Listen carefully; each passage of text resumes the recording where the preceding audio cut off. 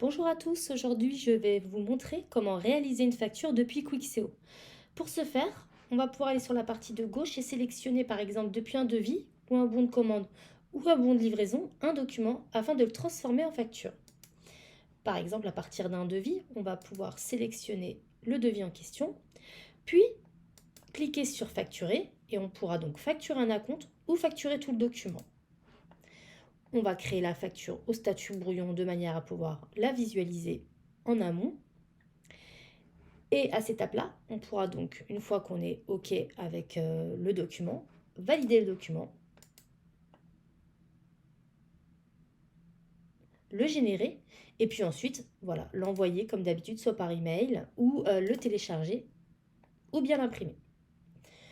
On peut également réaliser une facture directement depuis la liste des factures sans passer par un document précédemment. Et donc, pour ce faire, nous allons cliquer sur Nouvelle facture. On va pouvoir saisir le nom de notre client, soit parce qu'on l'a déjà enregistré auparavant, soit on va pouvoir venir le créer ou le modifier le cas échéant.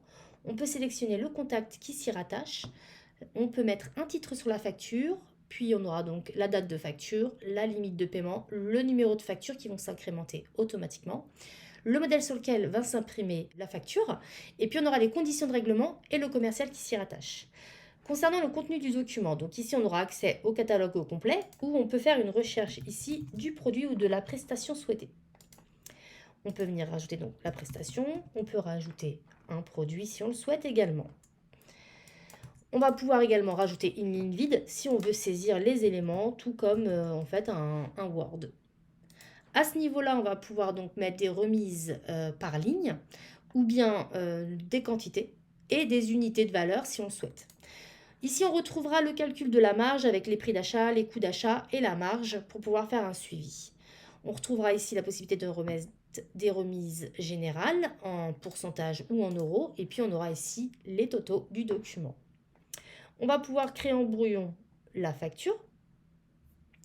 On va la visualiser et puis, si c'est opportun, on va pouvoir du coup valider le document. Une fois validé, la facture n'est plus modifiable ni supprimable. Et on va pouvoir donc de nouveau l'envoyer par email, l'imprimer ou la télécharger.